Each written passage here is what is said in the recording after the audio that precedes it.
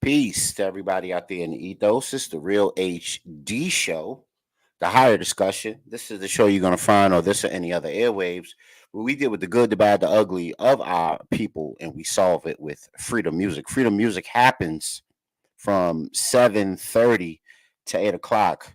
You can come on backstage with that call number on below and you can hear all that good music that we play to get your, you know, battery running, to give you some motivation and to keep you moving in these trying times.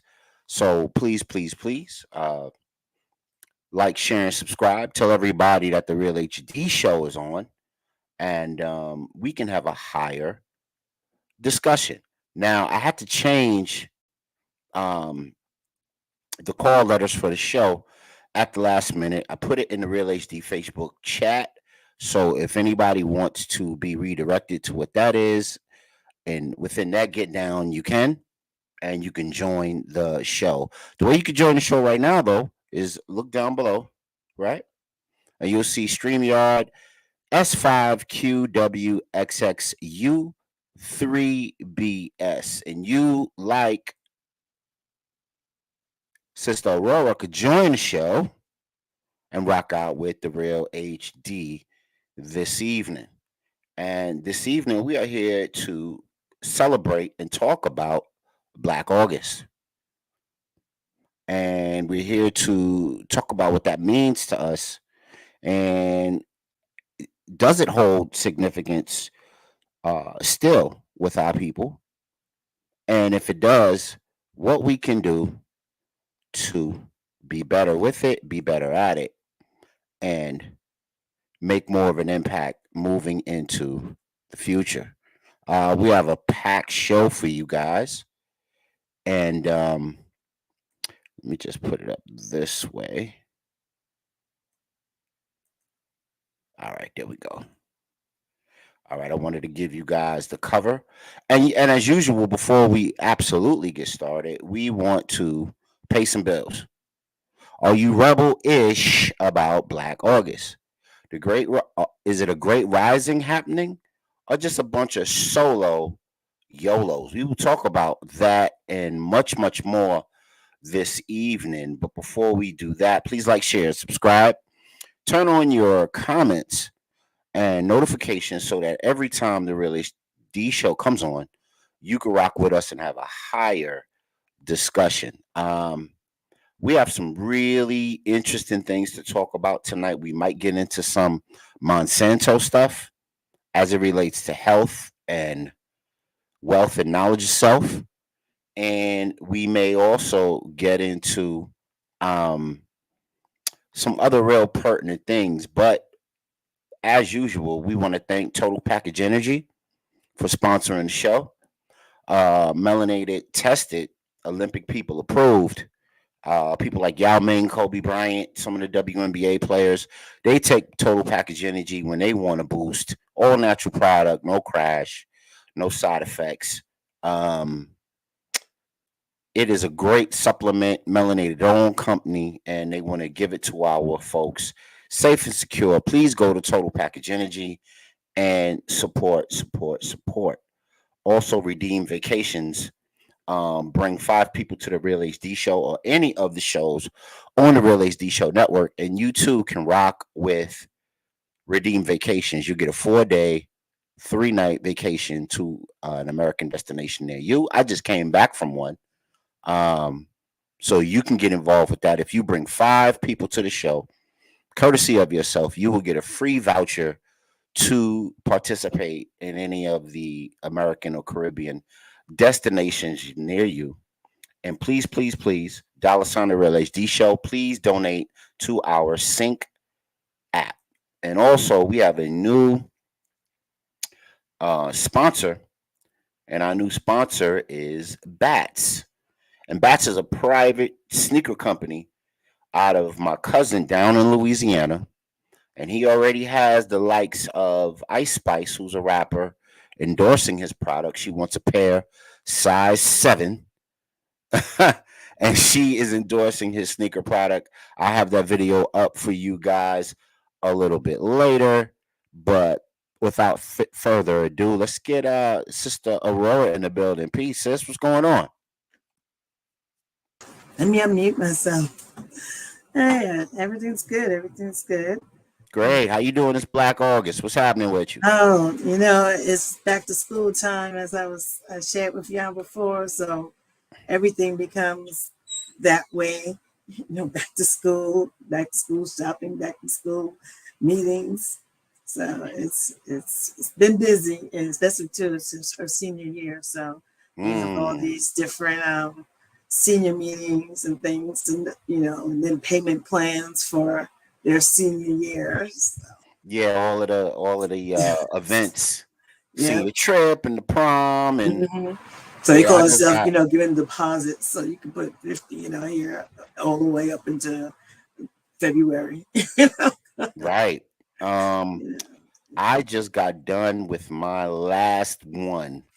Well, congrats. About a year ago, or little before that.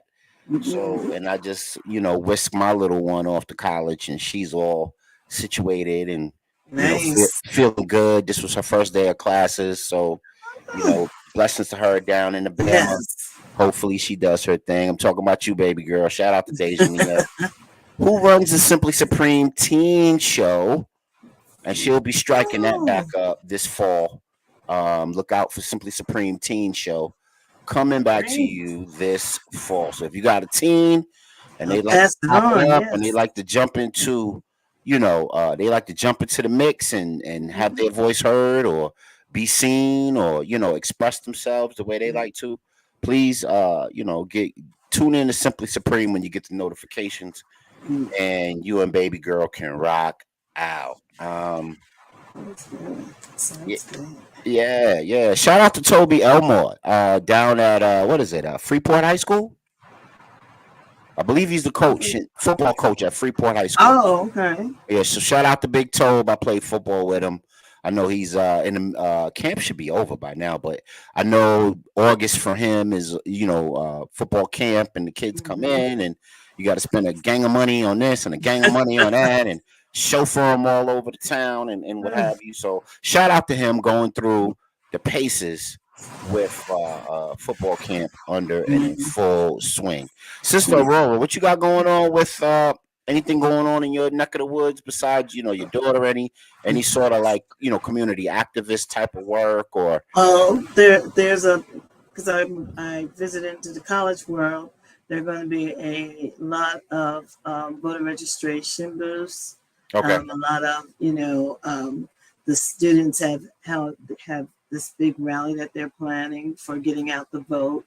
So these are community college students. And so on every community college, there's going to be these events gearing up to get out the vote. And, and they'll discuss their separate issues and things like that if they wish to.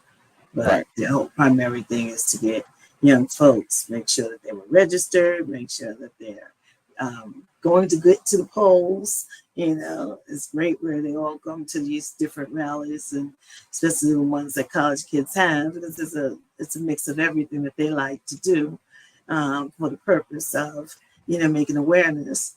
And so, but when it comes to that day, to get out, they need to get out. A lot of last year, a lot of young folks participated in the early voting, so they were able to do that. So that day came, they didn't have to, places that did not close, or there's, or like school was closed, or other places that did not close, they were able to go to work, and do what they wanted to do for that day. But they have taken advantage of the early voting, so that's a good thing. Okay, great. So, we'll talk about, if you want to talk about in the wake of the DNC convention that just passed. If you'd like Mm-hmm. to talk about that, that wasn't my plan tonight. We spent a lot of time on the election stuff, on Yeah. the ins and the outs and the ups and the downs and the Mm-hmm. sideways of it. So if you want to talk about that, sis, you're more than welcome to bring it up, and we could chop it up as folk. Once if you have something pivotal about it, you'd like to bring Well, up. no, I mean it's still, it's still running. This is day 3, and then tomorrow's day 4. So, those who want to watch it, watch it. Those who don't have to. Um, but what? Yeah, there's some. I was looking at this more and more. You're familiar with TikTok and Instagram, hmm and I was looking at this Instagram and thinking to myself, what the hell is, well now, oh, he unalived somebody. And I was like, what the hell are you using that word unalive? You just killed somebody, but you unalive. Have you noticed that's like the news? He's been unalived. Have you Oh, you mean like when you're reading the stories and they say instead of they killed them, or he was unalived. I'm like, what yeah, kind of that's crazy? really because of the social media language. Yeah. They don't So want you to say, instead of saying right, um adult content, everybody wants you to say corn. right. So instead of saying, Kill Bill, they want you to say unalive or delete Unalive it. them. Okay. Because what happens is when it hits the algorithm, Hmm. they'll shadow ban you from reaching Right. mainstream audiences if you have certain words and Hmm. certain types of language Oh, okay. embedded. Thank you for explaining that to me because I've seen it more and more, and I'm like, come on, we're already desensitized enough. We don't have to really, jump and leap to be desensitized about someone getting shot in front of them or something like that. Or, they put on these crash postings, about automobile crashes and all of this. And I'm like, but they're unaliving them. So I am so happy that you explained, why that terminology is being used. So I do see people being kicked off of certain social medias, or they'll come back on saying, "Hey, I'm out of social media jail" or whatever. So okay, now I understand. But yeah, but there's a lot going on out there. There's a lot. We wake up, we make sure that we pray for all children in schools right now, going back to school, already there, because there's too much going on. There's Yes, too yes, much going on, yes, And some yes. just out the blue, and now it's not out the blues because it's not uncommon because it's happened before. So there's a lot, I don't, as a parent, and I think as a male and female parent, you remember the scene in was it Boys in the Hood when Lawrence Fishburne was doing the balls in his hand because he was waiting Yeah, for his son to come back. I said, that's how I feel like every day. It's just like, okay, everybody's out. So you just have the ball, I'm doing my own work and working along. But just because there's just so much going on out there that's absurd, hmm, it is ridiculous how all of a sudden violence has peaked again.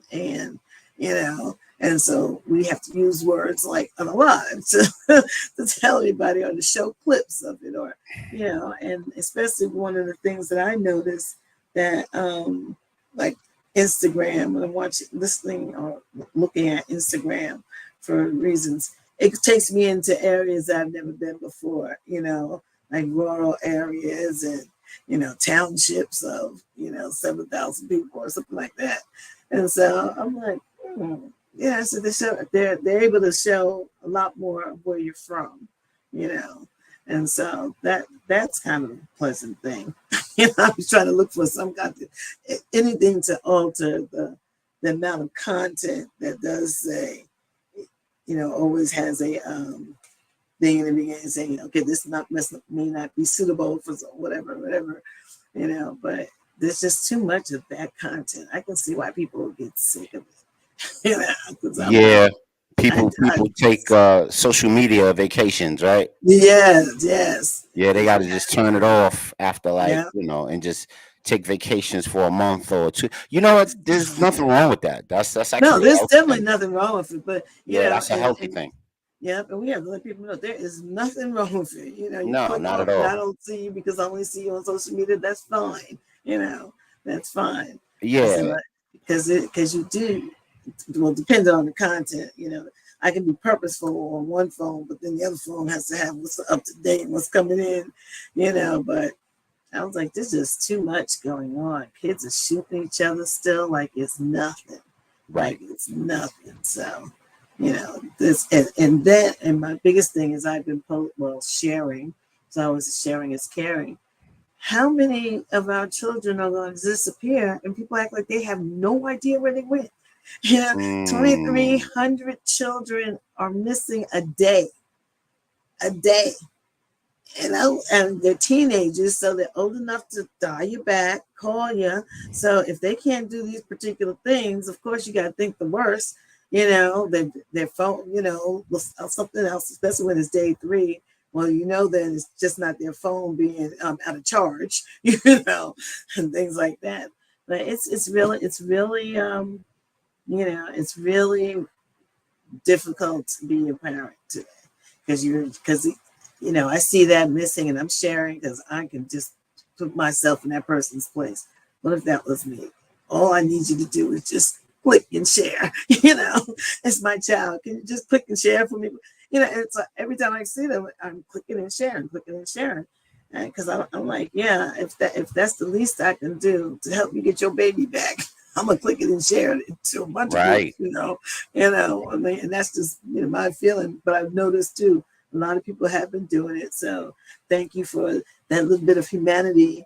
That's we can still sit there and at least demonstrate for one another. We don't have to know the child. We don't have to know the parents. But when your child is missing and you see somebody holding up a picture and having somebody stand there with their cell phone to ask you to help them bring their baby home, share, and click. It ain't gonna be but a second, you know. Right, You right, know. right. And, Yes. and also share the show. Yes. So you can get Yes. involved and you can talk with myself and Sister Aurora and anybody else that wants to join in, please. The water's fine, jump in. StreamYard.com/S5Q WXXU3BS, and you too can rock with us and have a higher discussion.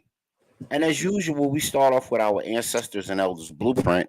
And why do we do that? Because we're standing on the shoulders of greatness, and a lot of our problems Mhm. can be mitigated, or at least there may be solutions to, because nothing's new under the sun. That's right. Um, we can find common answers to older problems that still plague us if uh, we are uh, vigilant and we learn from past mistakes and past attempts within the scope of freedom, justice, and equality. So, with that being said, I'm going to put on a clip by none other than the legendary Dr. Yosef Ben Yakimin.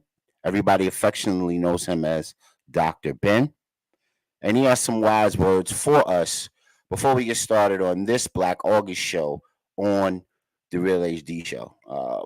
Put them on, brother. Here we go. Move things when you don't have power. Powerless people do powerless things. Uh, you see, we are bound in certain things. We're going to pray. We're not going to kill nobody who kill us. These are the things that we are. Until we have changed our quote-unquote modus operandi, until we get to the point that we could kill, until we get to the point that we could say to hell with what you're saying, I don't believe it. Until we could say to the white man, your culture is not something I'm gonna deal with. Until we could say to the designers, until our woman could say, I'm not gonna let you pull my dress up to my behind.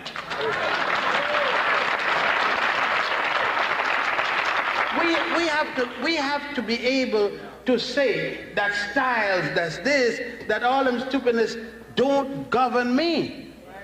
We have to, we can't say we're going to be an African people, yet do everything that they tell us do.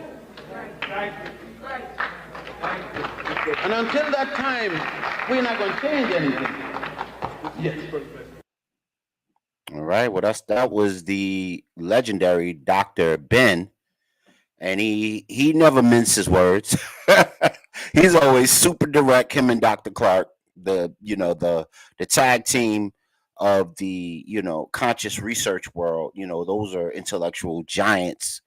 And then, of course, as they get older, they get a little more crankier, and they get a little more direct, and they don't mince words, but they have a almost like Dr. Neely Fuller. They have a very direct message for us as to how we should purport ourselves living in this wilderness called North America. Did anything that Dr. Ben say resonate with you, sis?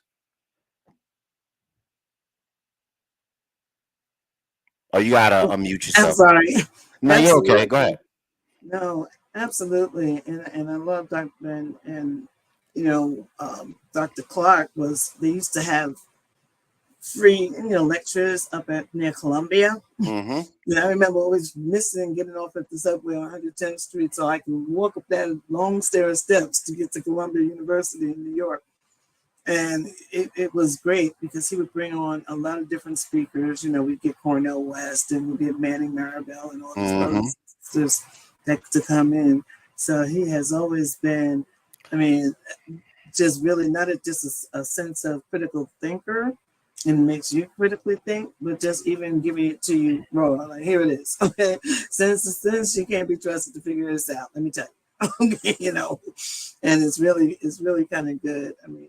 I had the opportunity and privilege to sit with him at a Pan-African conference in Kingston, Jamaica. Oh, really? Oh, that's dope. Okay. Yeah, and so I go because they have breakfast early or whatever from the hotel, and I'm down there, and then I see him, so I sit there, ask if I can have a seat, in which he did because he was losing his eyesight then, and so he had an aide with him as well, but still very strong voice, and he says, "Look, I don't want to hear about me. I want to hear about you." And so he's really, really a good brother too, just to be a listener and letting, even at that age, he just wanted to be fed. What's up in your world? What's up in your world? Yeah. And that was really a good thing as well. Yeah, we adopted him into our cultural group as an honorary brother, and he accepted it. He accepted it full-heartedly, and he wanted to always be. Him and Dr. Clark both accepted the invitation to be within the brotherhood, and because we're African based, consciousness brotherhood, and so that always holds like a soft spot in my heart because he didn't have to accept, he didn't have to, but it was supposed to be, not supposed to be. It's a vehicle for liberation, and they're always down for that, and in whatever way they can help. If you guys want to chime in and kick it about Dr. Ben or Dr. Clark or any of their revolutionary messages, please do, because that's the theme of the show. Black August, revolutionary thinkers, revolutionary people that have paved the way for us to be where we are and be how we are and be the vibrant, dynamic people that we are. And even though it's, like I say, banana in a tailpipe season, because, of all of the political stuff, we can't forget that we're in the midst of Black August and what that means for our people, which is, again, the theme of the show. Are you rebel-ish about Black August? Is greatness rising, or is just a bunch of solo YOLOs? We're going to get into that a little bit tonight with Sister Aurora and others as they join. Hopefully you guys can go to the Facebook Real HD Show alert chat and get the new StreamYard call letters, and you too, like Sister Aurora, could be up on here. You know what I mean? And you can chop it up with us and have a great show. And learn something, get that awareness so you could be fearless out here. That's what it's really all about. Us connecting, learning from one another, spreading the awareness so we could be better moving forward. Any stories in your world, Sister Aurora, that like wowed you or had you like in a tailspin or made you think over the past weekend or last week that you said, "Whoa, that's kind of deep. What's that about?" What do you think? Well, I mean, there's been a bunch of concerns, especially looking at what's happening in the world of farming and agriculture, and based on our food. So it was surprising. I think they did it was oh my gosh, is it Benin, or I know in Abidjan they were talking about how they were selling. They're growing these like huge produce, and it's not done with chemicals. But then they show in the organic produce that is, anything that I'm like, if it didn't come out the ground, then that's not fresh fruit. But they got all this organic stuff going on, and but I'm trying to recall the conversation, but I know I was just stuck on watching what they were showing, the different spraying and things that was going on in these foods. And yes, your fresh foods are meant to be eaten fresh. So that's why you should be able to go out in your backyard and pick them, when you're ready to prepare them. Otherwise, you would have to, so they were just talking about that. And it just seems so odd of how many, chemicals. You can't even read the back and just see anymore where it says, sugar, flour, eggs, and milk. No, it's got all these chemicals in it. And so it really becomes a concern. Too, because I've lost a couple of friends in the last 3 months. They're just like, boom, they're supposed to have been here and they're gone. And certain ones you can say, well, gosh, they were doing everything right. They were, the sense of reason for health and living long life and stuff like that. So, so those kind of stories have been really just capturing my attention more. And I was like, I never had those stories captured, but the way our food is being produced, and it can be now live on any medium, but this was on ABC. They were talking about the little farmland that nobody knew. It was probably near the rural area where Tim Welts is coming from. So Minnesota. Minnesota. Minnesota, yeah. Talking about this rural area where they got, and they're doing fresh foods, They have the because it's such a small town, they didn't really want Walmarts and things like that to come here. You can get to them, they're not far, but in this particular town, those little thriving family businesses are able to continue to thrive because they're right there, And a lot of the Walmarts and things have taken over the small mom shops, Yeah, ain't that a shame?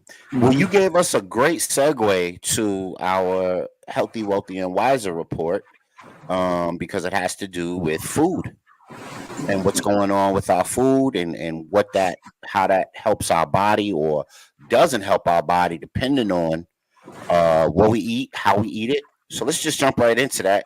Let's just jump right into an AAT report, Healthy, Wealthier, and Wiser for a brand new you. Let's go.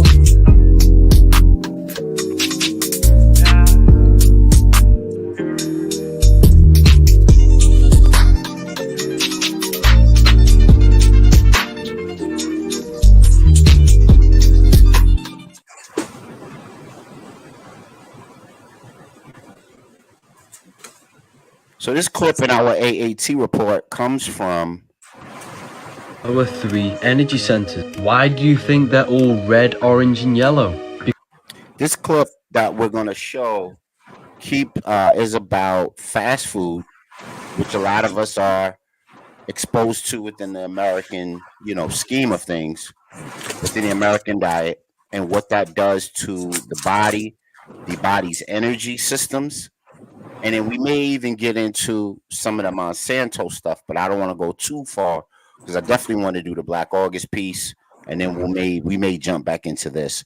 But let's watch this in lieu of being in the AAT Healthy, Wealthy, and Wiser report right here on the Real HD Show. Here we go. Meals a day keeps you in your lower 3 energy centers. Why do you think they're all red, orange, and yellow? Because they're keeping you stuck in your lower states of consciousness. These centers are literally mini brains. You are thinking with them. Just because you feel rumbles in your stomach doesn't mean that you should eat. You are being impulsive and thinking with your stomach. The Lamb of God is your higher mind, and this is the lamb inside your brain. This is why the ancients painted God within the brain, because your head is heaven, and the Lamb of God is moving up Jacob's ladder, the spine, up to your higher brain, the cerebrum, the cerebram, Aries, the Lamb of God. The porn logo is even orange, which is keeping you in your sacral chakra, your lower mind. This is why the Freemasons always depict a stairway upwards, because it symbolizes your spine. You've got to move up to the higher mind. The link is in the bio for this powerful PDF. Join the Patreon for occult information.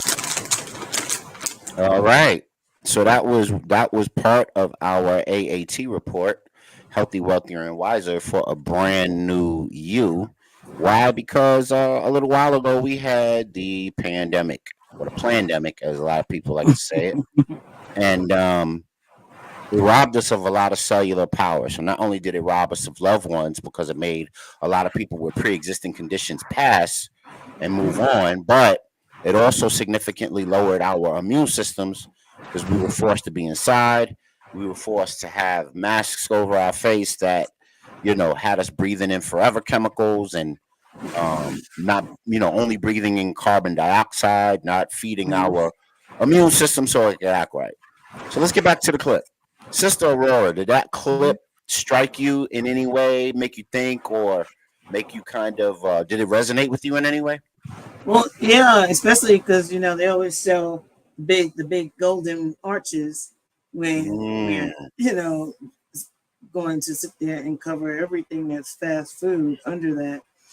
But one of the biggest things, which we don't know, is there's a lot of additives and stuff in those foods. Yes. That they do not allow to be sold at McDonald's across seas. I mean, we saw with folks in Paris, those ingredients are not allowed in Paris.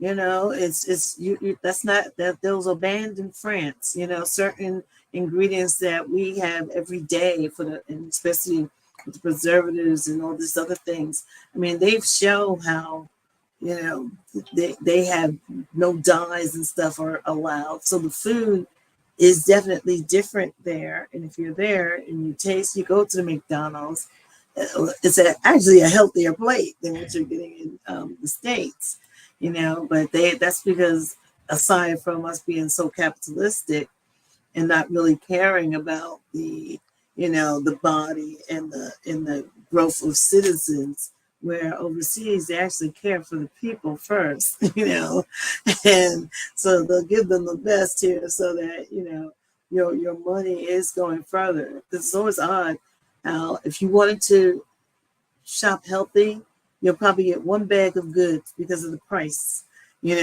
but where it's easier to just give me those junk food, give me this, give me that, and fill up the same 17 bags of food for the same price of those two, which the healthier choices. Well, you see, it's not designed to keep us in any kind of way unable. It's just a cycle, because when you're sick and you start getting sick, you got to feed the medical industry, and not feeding those pharmacies and feeding those, different. It's just a whole thing about money. They're not caring. In certain islands and certain, I've traveled kind of extensively early in my life, and in certain areas, kids can go and pick up, say, hey, mom, here's $5. Go down the store, get me my smokes, get me my, my liquor or whatever. And they would never even think about wanting it, And here in the United States, well, that's why we have to have rules about how old you can be and all this you can be in it. So there's definitely a failing, and it's just like a circle of everything. From that one thing, noting when food comes in, and how and why we have to do the things that we do. It's about survival instead of living. So it's come to that. It's come to that. What did you think about when the gentleman in the video was talking about how eating fast foods keeps you in your lower chakra? Meaning, if we're supposed to be, I guess the if you don't grow, you're dying, right? So what you were doing when you were 4 and 5 years old, you shouldn't still be revolving in those same energy centers, those same thought Mm-hmm. centers, and those same habitual patterns, right? Right. So the video said if you're eating a bunch of if you're eating the American diet, then you have an opportunity to stay in your lower chakra, in your lower energy center. You're not transcending or getting better or getting more illuminated or getting more educated. You're Mm-hmm. stuck in your lower self. Right. And then, of course, you make base decisions based on being in your lower self. Um, you want to speak to that at all? Does that resonate with Well, I you at mean, all? it does. It's the same thing that, we're taught when as a child, we do things as a child, but when we grow up, we put childish things to the side. Mm, That's why it's like a hope when a lot of folks, probably my age, they're not running to McDonald's anymore. They're not like, yeah, no, let's just pull up to the window. Because one, that hurts their gut, their whole being, and everything. So it's just, I guess I was saying, everything is a circle. And when we talk about chakras, and if we're at the higher light, or are we in the midsection, and when you don't do things purposefully, there's the things that used to probably eat as a child that I can't even phantom now. Suzy right, Q's and all those right. kind of funny bones. I think I had to live off of funny bone. Oh my God, if I put it in my mouth now, it's like, oh, it's like, I can't do it. So it's just one of the many life lessons that we know as a child. We're going to do things as a child, but when we grow up, it's not just because we want to, but because we're going to have to put away those childish things, to get through. Right. And not only that, but just like childish impulses. Mm-hmm. I had to fight off one last night. It was late. I was up. I was doing some work to get ready for the show. And, you get those urges to get that sugar popping in you. And I said, you know what? I'm too old for this. I can't be eating like that at 12 o'clock at night. Let me just get some tea and call it a night. You know what I mean? And I'm like, damn, am I turning into my grandfather? What's popping right now? Yeah, so that grown thing, that grown thing. Mm-hmm. Yeah. We learn it, and like I said, if we want to survive, Right. And that's what I said. I said I'm getting too old for this. I can't eat like that, or I'm gonna die early. Like I don't want to die early. Like cut it out. I got a whole second half of this to go. You know what I mean? I'm just hitting the second half of things. You know what I mean? I can't like take I can't take time off the clock. I'm telling you, stupid. That's right. Yeah. So we're in the middle of a Black August show, and if you want to join the show, you see the call letters below on the ticker. You can, I guess, take a freeze frame of it and put it in your address bar above, and you two can jump up here with us and have a higher discussion. I want to jump real quick into something I saw over the weekend that struck me as rich, and I thought I would tell the people. And this is part of the Lit City Report, the wacky, the wild, the wonderful things that make our world go round. What I found over the weekend was there's a former Black Panther, speaking of Black August, Elaine Brown. She lives in Oakland. And the last time we caught up with Elaine Brown on the Real HD show, sorry I couldn't get a full face, is she was teaching the brothers and sisters who were just returning from the penal system how to be farmers, how to farm within their apartment, within their confines of what they have available to them. So if you don't have a lot of available land, you can farm on the roof. She was teaching people how to farm out of their closet, and she established a bunch of farmers markets throughout the Oakland area, which is really, really dope. So I just wanted to center and talk a little bit about the former Black Panther Elaine Brown securing 80 million for Oakland affordable housing. Now I know the running back from the Yes. Seahawks, Marshawn Lynch, he did some work in California, giving a lot of the folks in California affordable housing. He teamed up with another black millionaire. I think it was a hip hop dude or something like that, Mhm. and they combined their money to help secure a bunch of affordable housing for black and melanated people. And now Elaine Brown is doing the exact same thing. I'll Mhm. go to the article. Let me share my screen, and then we can see it and get involved with it right here on the Real HD show. Um, so I hope you guys can see that. And there she is in all her glory, still Mhm. working, still putting in that great work for our folks, putting it down for us. It says that Sister Elaine Brown, former chairwoman of the Black Panther Party, has led efforts to raise 80 million to open a 79 unit apartment complex in Oakland. According to NBC, the complex, which opened in July, is located in 1677th Street and is called the Black Panther. Wow, that's fire. Mhm. It is 100% affordable housing project designed for low income and formerly incarcerated residents. Funding for the project took nearly a decade. It took close to 10 years for the project to acquire. Um, we had to fight for everything. And this, I hope, will generate one thing to fight for what we believe we are deserving of, said Queen Sister Brown. And let me see. The building includes Wi-Fi, fully furnished apartments. How about it? Mhm. A market, support services. The design also utilizes clean energy with a focus on green features, solar rooftop panels, and efficient appliances and mechanical systems. Quote, now with this opportunity to bring a community food market to this environment, this food desert, it's unspeakable.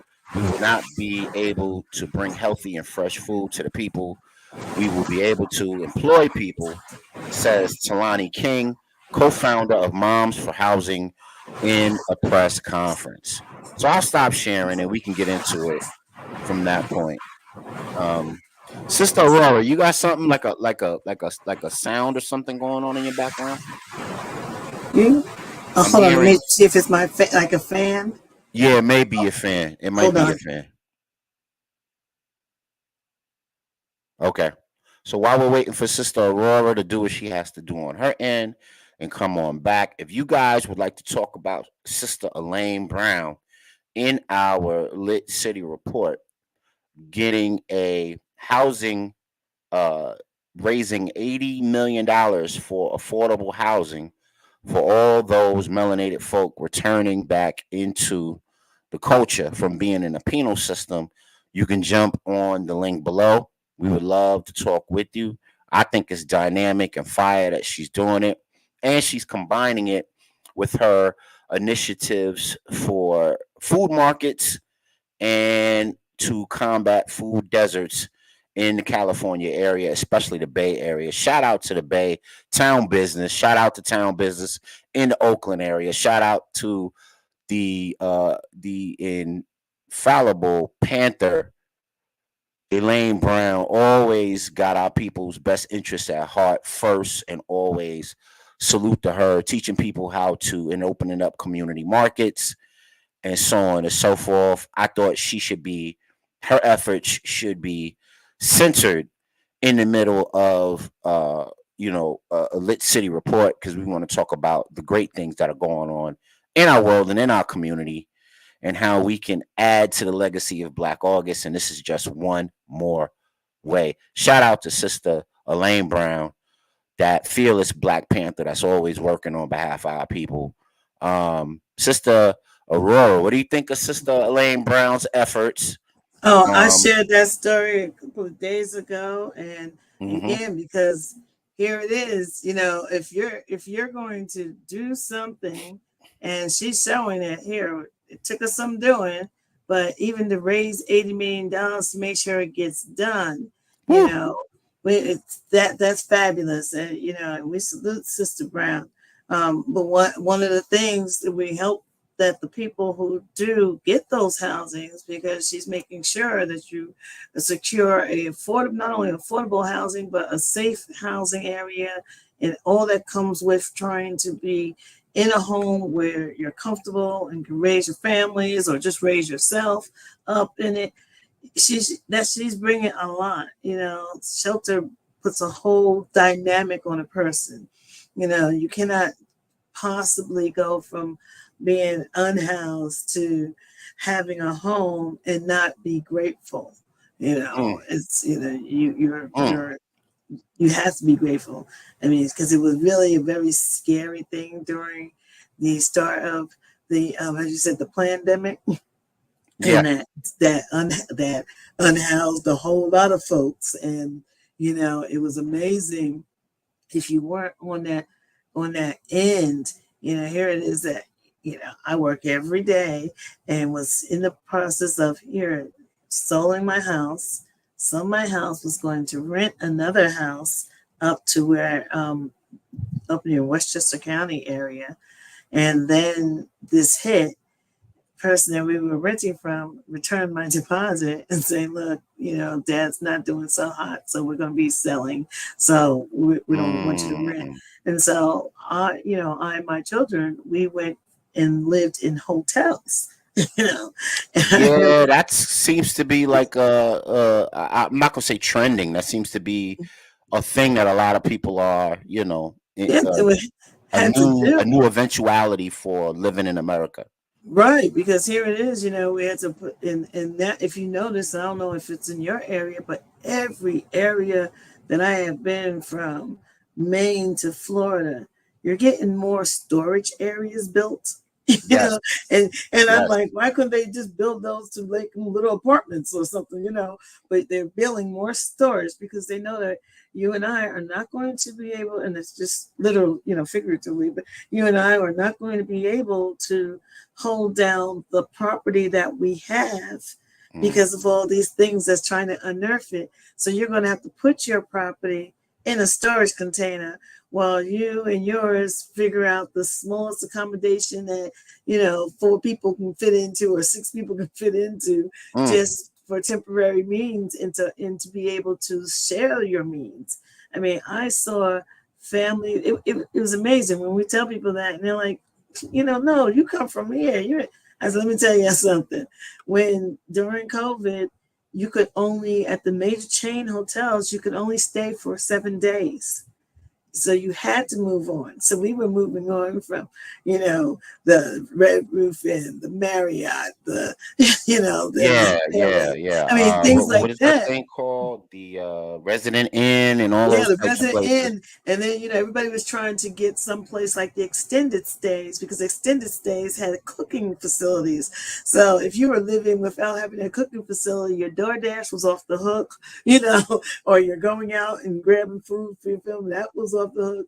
So they and then you run into those problems that we just talked about in the last segment with your health, because you eating all of the out here trying mockery, the mock meat that's out there. Yeah, exactly. And so, you know, that became a difficult part of it, and a lot, you know, and a lot of people don't understand. So what this sister has done, not only just there, but people across America, you know, like there's another young football player who made semi-small houses. It has everything, bathroom off the thing, you know, but it's just a 1-room house, you know, or those things. Gave 135 people in Georgia homes, you know, at least someplace where they can shower and be able to go and work, or even like one person said, it's even hard to go. How are you going to go look for work if you have no place to clean up at, you know?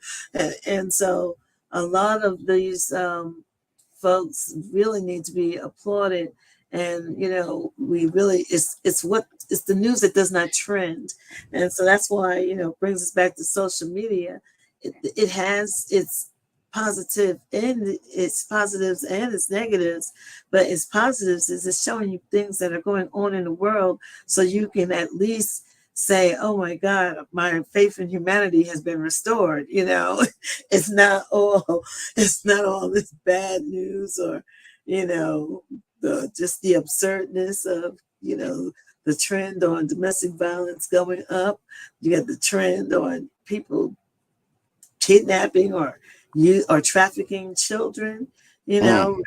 right from your arms. So it's really good to when we can see those things. But but even So when we you brought up that point about trafficking children. Did you see the article about the sister who's on trial for killing a guy who trafficked her? yeah, and Yeah. she What do you think about that? well again, she should not have been punished. She has been the victim, but they turned it on her. I mean, a few years ago, another sister who had just got out of jail, who wrote a book, did a little book tour after she got out of jail. The same thing had happened to her, and she killed her rapist and pimp, and things like that. So we have to understand it's very hard for a woman still in these United States. And I always hear, black man, it's hard for a black man, but it's more hard. And I'm not going to sit there and say it's more harder for women than it is men, but the atrocities that happen to women, and then we have to pay for it with jail time, is absurd. But that's because the gender world is still not catching up with what's right to do and what's fair to do. It's just not happening. And so I think we'll see a whole change and turnaround when we can show that the gender world can do some things greater than, and we can just all help each other out. But it's really So you mentioned what was that you? Oh, I had a question about something that you mentioned going back to the great work of Sister Elaine Brown, the elder Mhm. Sister Elaine Brown. Let's get that right. Mhm. Let's spell her name right on that one. Yes. That's the elder who put it down for us, and that's kind of what we're here for tonight. We're here to talk about Black August. We're here to talk about those who put it down and continuously put it down, Mhm. and what is our like, I guess, what is our perspective? What is our purview of where we stand in amidst what Black August provided us? Now, I want to talk about her one more again before we move off of here, because she did Mhm. so much dope work. First, she did work with the entire what do you call that? Food deserts out in Mhm. California, and she was super duper pledged to get involved with that, turning old dilapidated school buses and apartments and rooftops and all of that into community gardens to feed the Mhm. people and to give the people who were returning from the penal system, whether they were guilty or not guilty, a job, some Place to ownership, live. Mhm. because of course those community gardens or those community markets turn into stores for people, and they Right. become viable economic centers for viability and work, Mhm. and for people to make money where they don't have to go out and do criminality anymore or get involved in criminality. They can plant these vegetables, tend to them, grow them, sell them, make your money, and be the master agrarians that we've always been on the planet. You know what I mean? Mhm. Right. Um, do It's you just think what she's doing is long overdue in terms of addressing our people and what we need once a lot of our people return from the penal system, especially since the penal system is kind of global? Being, I'm not sure if you're familiar with G4S, which is the Israeli company that does the penal system over there in Israel, and how Mhm. they train police officers all over the world and jail institutions all over the world to house and imprison people and all those sorts of things. You can look Mhm. it up. We did who's ever not hip to that, you can go back to the Real HD show on G4S and you could check that out. Whacking Hut and all those Oregon Bright and Whacking Hut and all those Mhm. big security uh, penal security systems. Mhm. Being that this is a global thing, and now you get sisters like Elaine Brown, do you think it's way over time that we try to do some things like this to give people returning a sense of dignity, a sense of pride, Yeah. a Yeah, sense well, of, like you said, security, because now you have mhm. a place to live, you have a start almost. What do you think about Sister Elaine's Brown work in lieu of the history of irresponsible jailing in the United States? Well, one, Sister and Elder Brown, you Right, know, it has not been something that she's just doing. The Black Panther Party has been doing this since before I was born. right, The Black Panther Party right. started out with making sure food was one of their number one things. We Bang. turned these junk, they turned those junk lots into gardens. Okay. Remember, Yes. and it started in Oakland. So Sister, Elder Brown ain't doing nothing new. She's trying to keep up and say, look, we can still do it this way because this way kind of worked for us. If y'all don't remember, you didn't have to worry about too much health insurance because you didn't get sick that much because you were here. You were helping the gardens. You were lined up. We were giving you the bread from another sister's business, another family's business, when they gave out food in Oakland. And then they started to make sure that it was duplicated in every single state across the United States and every town and city. So that you have to always remember about the Black Panther Party. It's nothing new. The resurrection, everyone has always tried to stop the resurrection of the Black Panther Party or of any kind of thing that brings people together as community, and especially things that bring Black and brown people together as community, because it's our dollars that we squander off. And they're always telling you, oh, we spent, we're about this much of the population, but we're $1 billion worth of the spending, and it's not Right. coming in our The community. GDP, yeah. Right, so it's not coming in our communities, and it's always been something. So sometimes we have to go back and fetch it. Sometimes we have to go back and bring it up and put it in your faces again to remember this ain't new. We did this, it worked. What happened? We got lazy. Someone dangled the little carrot that was just going to keep us on the string for a while. It's just Let's like talk with about every job, you got to sit there and I got to come back because I ain't got enough for the next 2 weeks. So I got to go back. So these things that are happening, and a lot of places or businesses are feeling it, where there's an awakening, as you could say, or for somebody who has this knowledge to turn it around and have been put in high places. Now you know your purpose, what it was for, do something with it. Because this isn't new. We had the same systems as being, the ability to have a kibbutz, where you see, Haitian families and things. Wow, how's 15 of them living in that house over there? Then the next thing you know, the house comes available down the street. Oh, they in that one, and they until they have enough houses and everybody has bought into it, to each family gets together and you'll get the house first, and then we get the next one, and we get the next one. So that kind of system of cooperation, and the stores that you're talking about, we call co-ops. I mean, I still look for co-ops that's around where I am, because I know, when they have the farmers market, that's coming from a family. That's not coming from a manufacturing area. So you go to buy fruits and vegetables at farmers markets and things like that your neighbors are bringing in. And so this is not new, but a lot of times what has happened, and I think is a big leap in this generation, is that during this whole, we forgot to teach. And so this generation we have, and I include my own in it, I'm like, y'all faulty.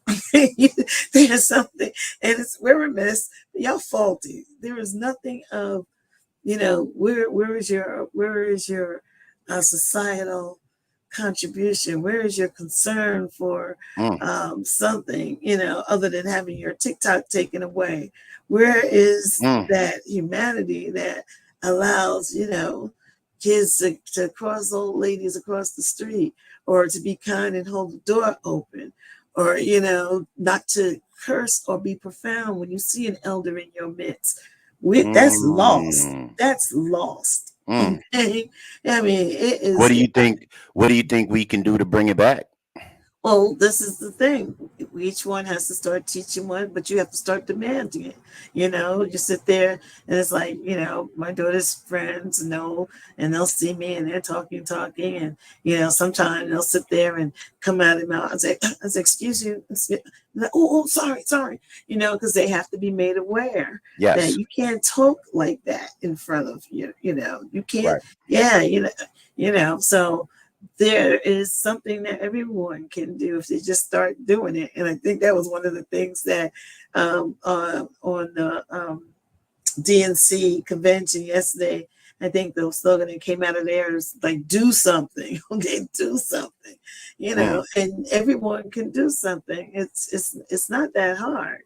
It's So really not. being that you brought that DNC convention up, let's talk about Mhm. something real quick and relates to what the elder Sister Brown is her work. And Mhm. I guess we'll close and move on to Black August after this because I think it's apropos. I think it's very relevant to what she does.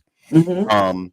Ever since the pandemic, there's been a lot of buildings in major cities that have been emptied because a lot of people are Mhm. working from home now, right?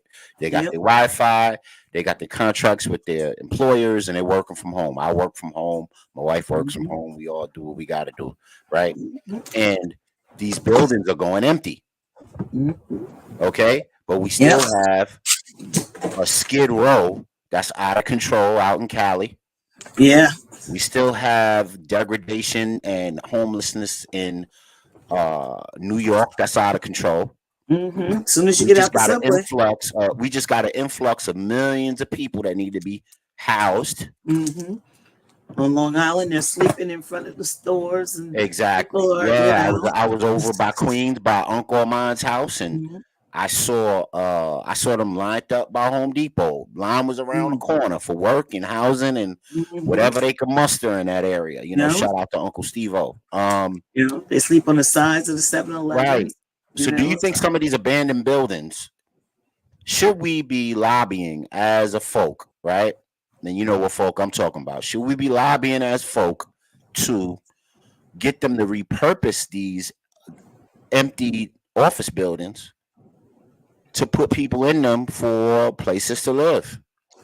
well, definitely. I know And NYC. should that be an initiative that should be in a congressional campaign docket and a presidential campaign docket? We get all romanticized about what's going on with Kamala and what's going on with Trump, but we also got a bunch of congressional people looking to be elected and reelected. Right, and that's where the elections come in. That's where they vote for these things of, here we So support should housing. something like that be on the docket instead of all of the other Well, it is on hyper the fluff? docket. It may not be high on the docket, but remember, after they started shipping immigrants or migrants who came from Mexico over the border, they started shipping them up in New York. And one building that was being that was left as a business office, they made for housing. But then it was a shame because how come you couldn't do that before when we had our Mm, folks laying on there? So it becomes a bone of contention. It's yeah. because, but the federal government did give that money for that, and then all of a sudden, so it's like all of a sudden y'all got money to feed the homeless and give them a house, and we've been homeless and houseless, and for a Hello. minute. So where was that sense of urgency for what you would say is the citizens of the United States? Mm, There's never a sense of urgency, especially where it comes to they don't. It's not even a color issue. It could be a socioeconomic issue. Okay, you poor are gonna stay poor, black, white, yellow, whoever. Okay, we're not. So all of a sudden, you can magically wave a wand. You transform this building into a 300 housing thing for families who came off of a bus.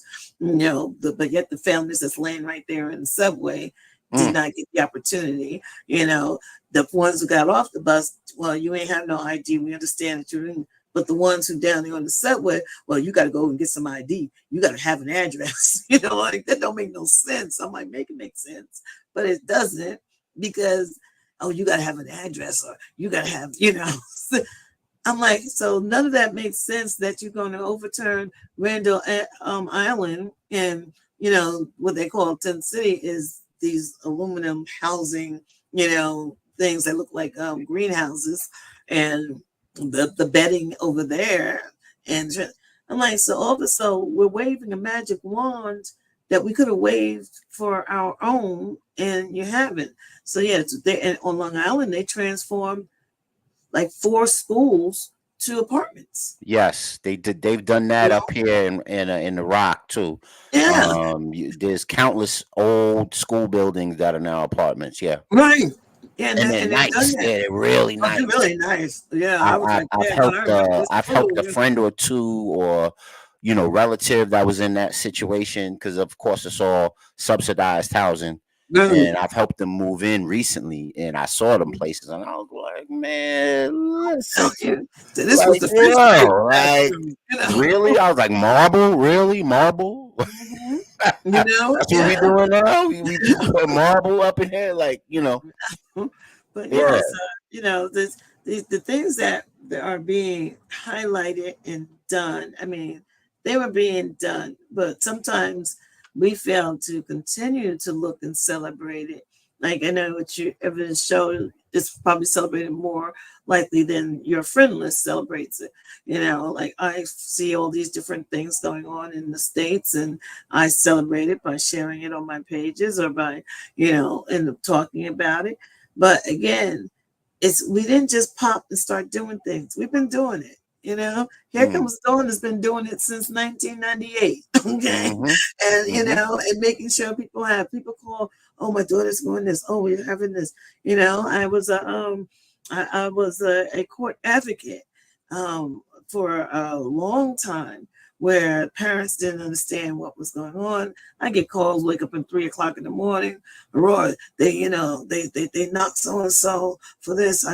What am I doing? I'm like, okay, where do I meet you? Where do we meet you? We find out what time the arraignment is and all this other stuff. So we are doing it, and we're doing it the way that, God's purposed us to do it. We don't need applause when everybody is doing it. They don't need to know. Like I said, the schools that was done here, they're beautiful. But sometimes I walk in, so I remember running down that hallway, or something like that. But we could have done it all along. So, not to pit the plight of an immigrant, but you should have did it for us. We shouldn't have no children starving. There should be no, socioeconomic data that you can give that shows, okay, these children in this particular area don't get food. Well, if you already know that, well, you just need to know the data and what you feed them. You already know that. And we see it too, where the first, some people's schools are starting, or school has started, and one of the things that they'll give you is to fill out your lunch voucher. And that's used in the county or state data. How many free lunches are given in the area, or how many, because then that's somehow supposed to equate with the socioeconomic data of a family home, or the home of the child, or something like that. So there's a lot that's going on, and yes, so it's good that we can awaken people to remember that this ain't new. This is the way that we operate. And when we operated that way, things were good, but when we allow wedges and divisions to come into, come in between us, we are the easiest people to do that too. We are just so sell out easy, but when you allow that to happen, things start getting rough. But growing up, I didn't know it was rough, because everybody was working together. So it's like, damn, I didn't know I was poor. I thought we just like eating breakfast together. It was like, oh no, we would share. So all the kids would be over here making oatmeal. Your mom would do this. So no, I didn't know it was poor. I just thought that we liked eating meals together. And I mean, some of those older ethics need to return. Yeah. Not in the exact form that they were in yesteryear, but in a form that we can traditionalize and make a healthy part of what we do as a people, how we raise our children, and how we forge the future. Let's get into Black August, because we got some people who just tuned in on Mob Crush. We got our numbers are pretty heavy there, and I know they're ready for Black August. So without further ado, I want to jump into this one trailer where this young sister gives a great overview of Black August, and then we'll get into some Black August standout events that our people have been involved with, and then we will talk about it on the other side of the Real HD show. Let me pull it up. Let's see. Da-da-da-da. Let me get back to the original page. Okay, there we go.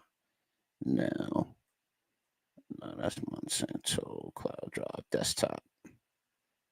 Okay, there we go. And then let's go down to the vid. Okay, here we go. So Black August trailer. Here we go. Real HD show. Let's talk about it on the other side. August, a month bathed in the heat of summer, where the days are long and the sun blazes high in the sky.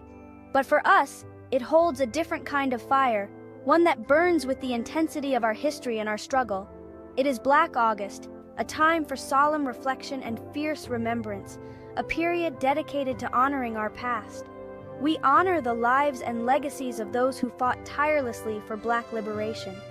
We remember their sacrifices, their courage, and their unwavering resolve.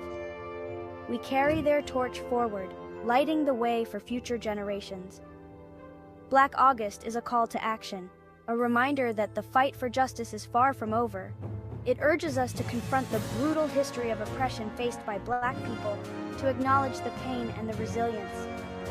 It's a time to educate ourselves and others about the ongoing fight against systemic racism and the mass incarceration of our communities, to learn, to grow, and to act.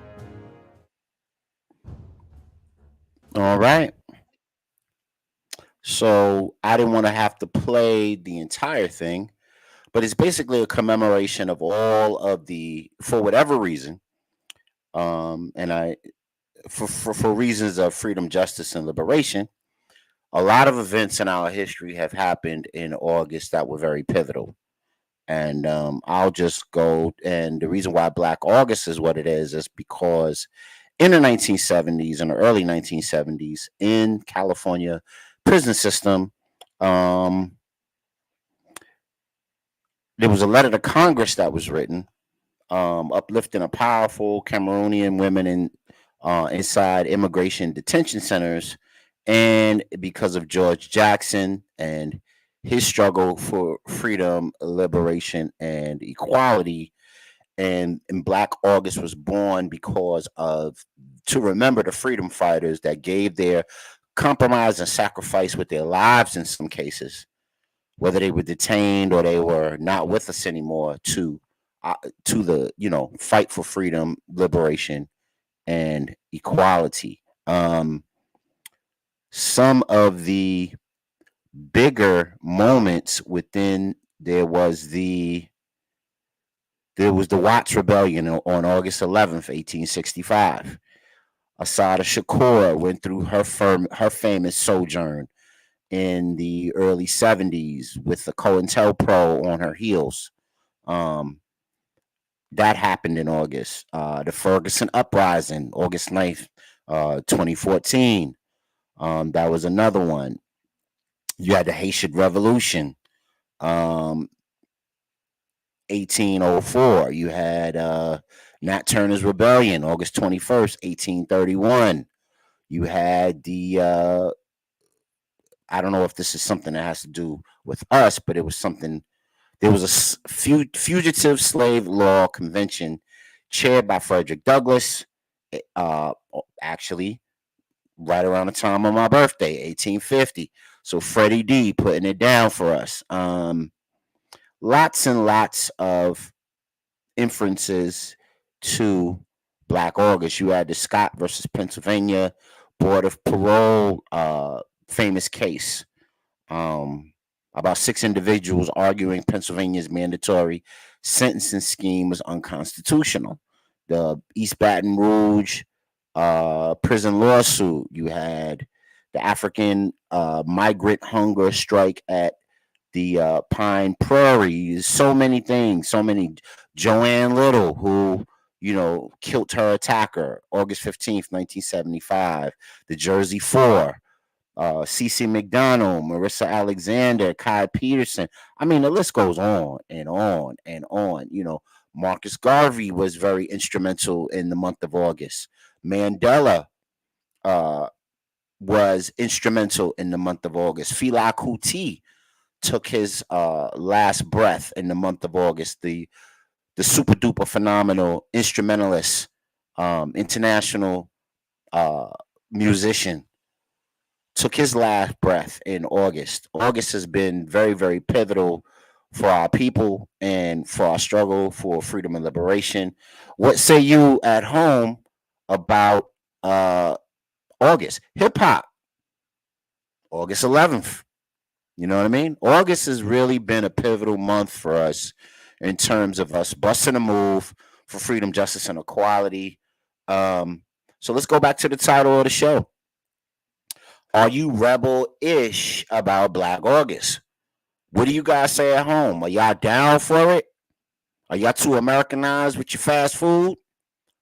Or are y'all rebels for what our ancestors put and our elders put down for us, and what else elders like this keep putting down for us, about a return to the liberational mindset about Black August? What say you, Sister Aurora? How do you feel about Black August? Are you rebel-ish? Or are you still having that mentality of freedom, justice, and equality for the things that we need, know, and love?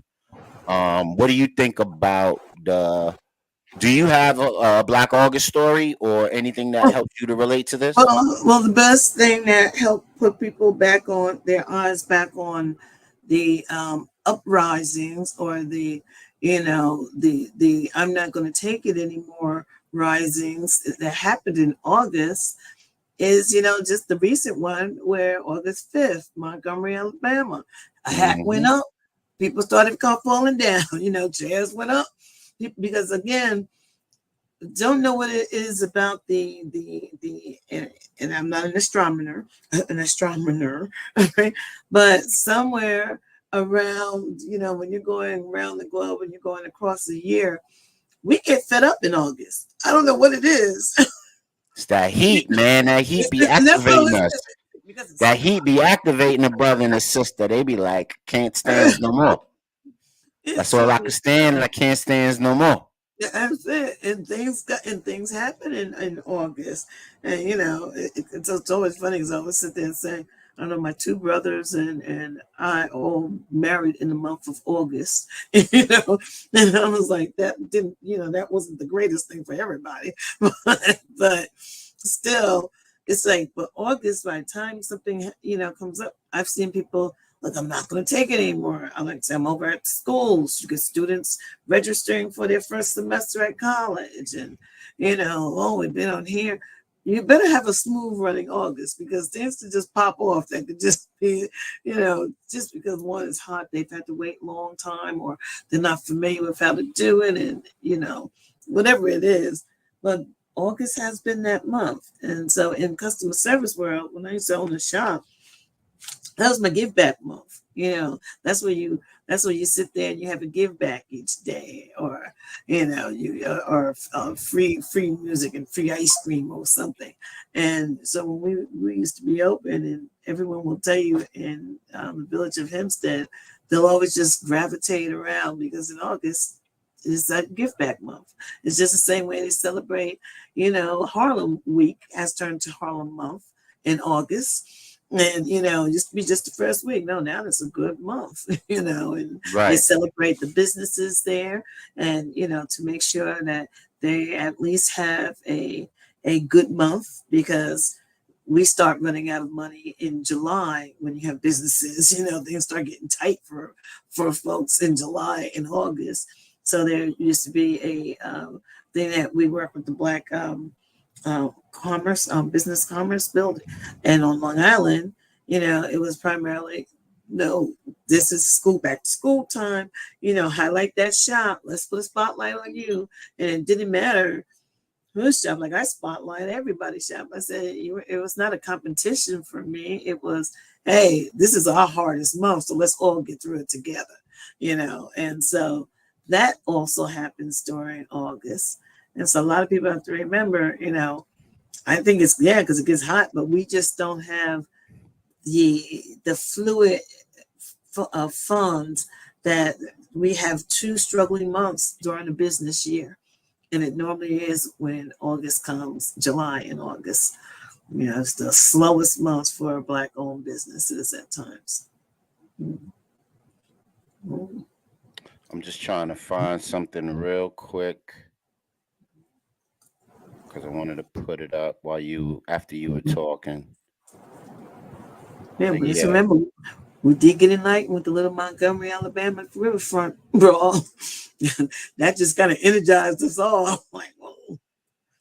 Yeah, so from the Black Star Line to the Haitian Revolution to Harp's Ferry to the Bacon Rebellion to many, many, many different forms of resistance that have popped off in the month of August. This should be a tradition of ours. We should be doing parades and parties and different things to celebrate all of the things that our ancestors put down. We worried so much about this when we should be commemorating this. And what we could be doing to be our own best advocates, create our own, solutions for ourselves and move forward. I just pulled up something someone just shared with me, and I will share my screen to alert the people of what this is. And this is not your average thing, but it's not surprising from this individual.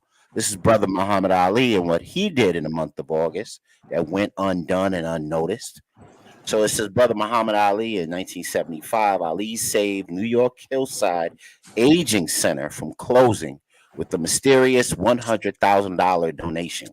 He visited the residents and quietly left before reporters could catch him. So that's Brother Muhammad Ali putting it down in the month of August. Right there in Queens. Yeah, man. Right on Hillside. Shout out to Hillside. Shout out to 198th. Shout out to Aunt Cat and everybody out there in Hillside, Queens.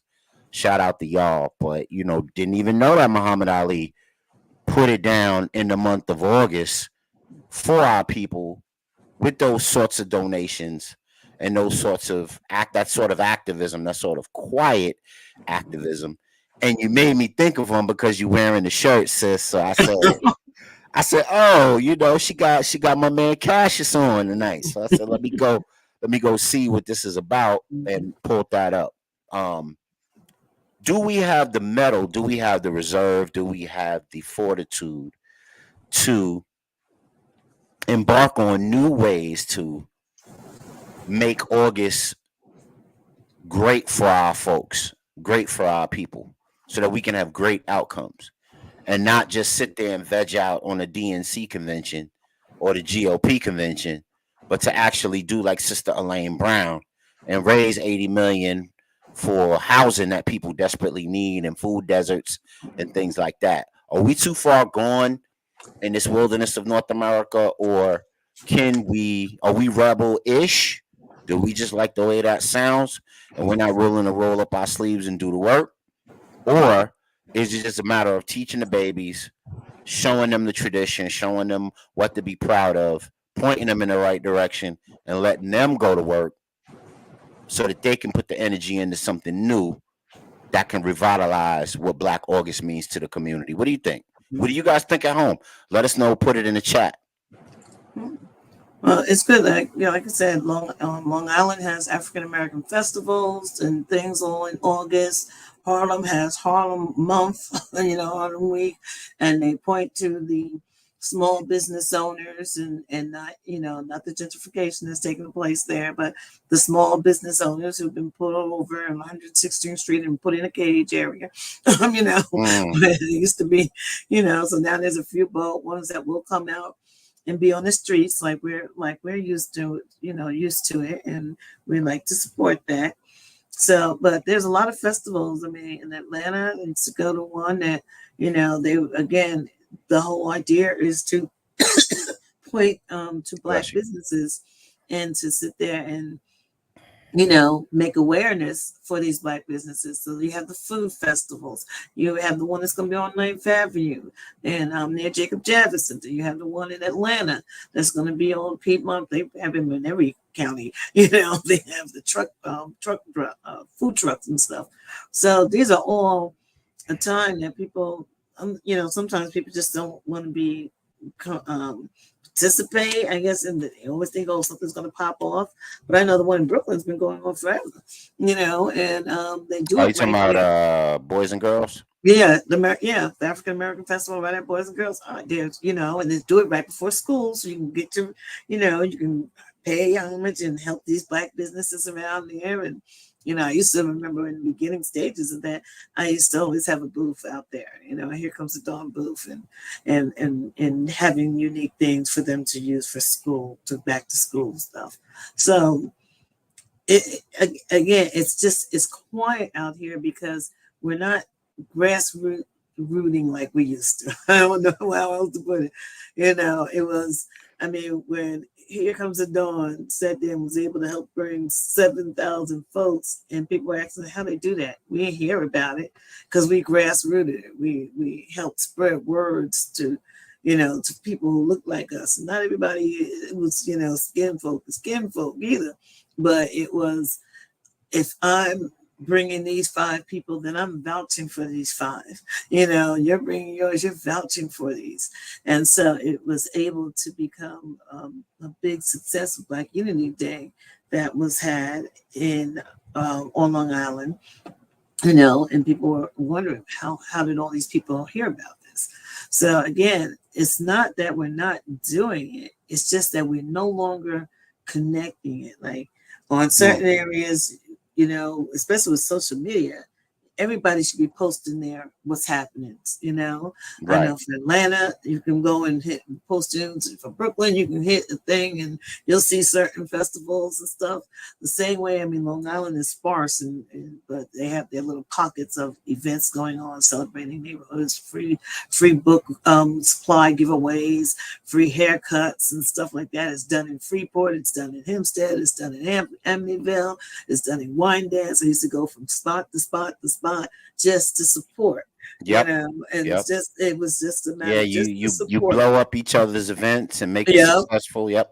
Yep. And and we put it on, and I'm like, hey, welcome to ATV. I'm here in Wyandanch, and it's Wyandanch Day, and no matter what, so we do it, but we're not doing it as much as we used to or as loudly as we used to, and now with social media, we should be able to be pretty loud, Mm.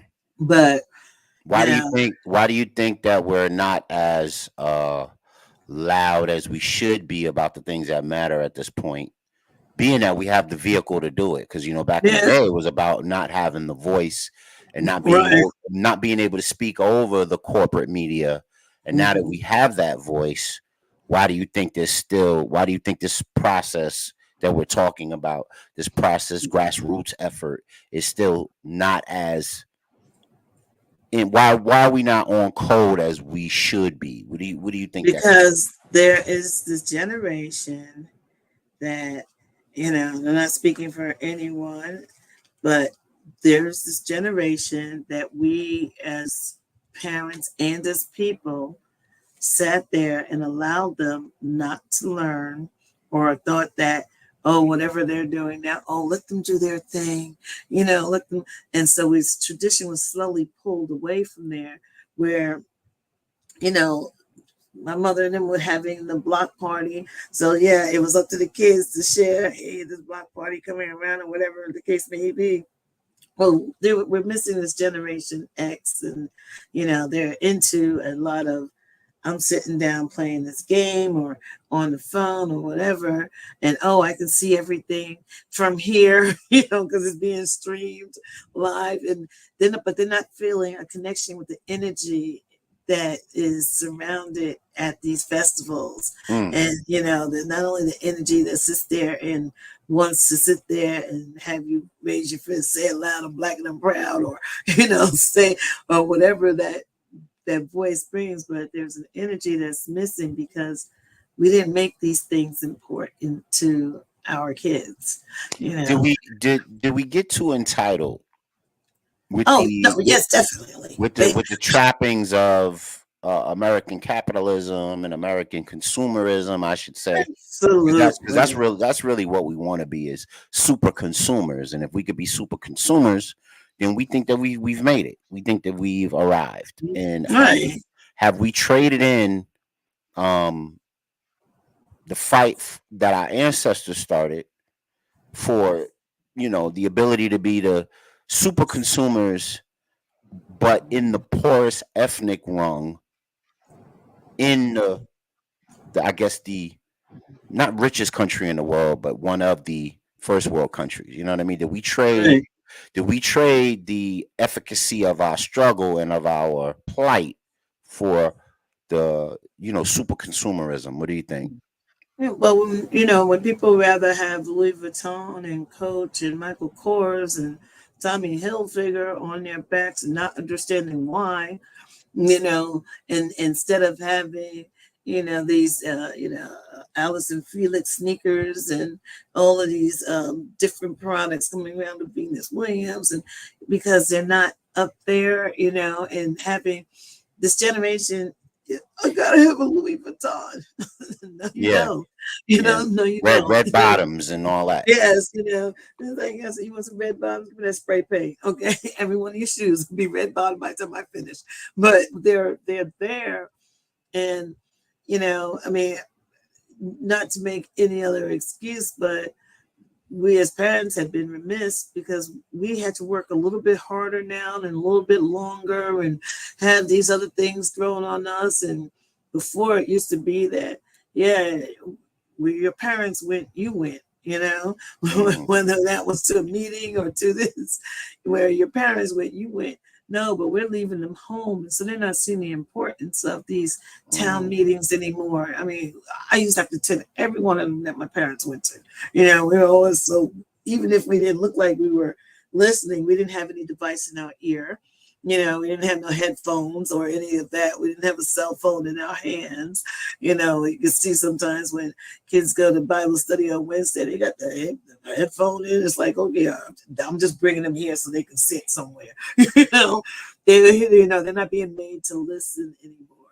And that's, we've been remiss as man. We have given them entitlements that we know we didn't want them to have, but we allowed them to pick it up because one of the items we fell for, we went on, we went on Amazon looking for some, a Coach bag. Okay, let me just see what I can do, what my pockets can do. Let me look on Amazon, So yeah, our kids out there, they're different, some of them are still conscious enough, but there's social issues that they want to project. For us, they don't seem to be important, but they are, they are. And so, no, we're not talking about, oh, well, I got to get this lace front and that lace front. And well, no, you don't, Yeah. Like, we used to take Vaseline and, do the little circles. Make the little baby waves. Yeah. Yes, put the baby hair down, but you don't need these other things. But again, that was because we as parents have had to really have, and I applaud us as parents, but our eyes and our weariness took it away from the kids. And so we gave them tools like, here, take this cell phone, with the intention of saying that if you need mommy, you just press this number. But no, while they got it, they don't learn how to go on all, download apps and, everything like that. So we just get caught up. And so now we have this generation of kids who they think they're entitled. I saw videos on one, probably Instagram or TikTok, where they show where kids were given BMWs for graduation or birthdays. And then they turn around and be like, I didn't want that car. I didn't want that color. Right. I'm like, whoa, and you got like 2,000, 3,000 comments on. No, I would have took them keys back and took that car back. I was Yeah. like, you would not have it then, fine. But they show and these are our kids, and not just, that, that who made this? And the dad worked 3 days and another extra month just to get you the dress that you want, and you're saying, but this is not by this person, but look just like it. Who gonna get tagged? So there is we have raised the age of privileged children, but in there, I'm hoping somewhere there has been at least a segment of them that have compassion, and so they show compassion to the people are being bullied. They step up for them in school. They don't run in a clique. They don't body shame their friends. They don't, they're a little bit more helpful. And so when you recognize these type of, it's not even cliques, because the children aren't all the same. They're always inviting in other folks. But when you look around at your school districts now and see who those kids are, see who your, the senior leaders or whoever is, then it's showing that humanity isn't dead. They help, renew your faith in humanity when you see what some of these young people in these high schools and things are doing for their communities and things that they're aiming to do. But it's still on the surface. They entitled spoiled brats. Oh boy. So listen, we are way past overtime. We appreciate Sister Aurora for coming on. We appreciate the hundreds of people that are on Mob Crush and Twitter and Twitch watching the Real HD show right now. We're going to do part 2 of Black August on Monday, because I want to get into the emotional aspect of the decision making of being an activist. I want to get into the sacrifices and compromises that activists have gone throughout their tenures and their histories, and why Black August should be a planned month for resistance. Whether there's a presidential debate or not, whether there's a congressional debate or not, we should be planning to some sort of resistance movement during that month, because of course, in the spirit of our ancestors, that's when our gains have been plentiful. So tune in on Monday when we do part 2 for Black August, and please, as always, like, share, and subscribe. Make sure you timestamp the show for whatever you liked about the show, and give a comment and turn on your notifications so that every time we have a Real HD show, you too can jump on with us and have a higher discussion. So with that, Sister Roy, you got anything before we got to get out of here? No, we got one more day of the DNC convention. So it's on if you're watching it.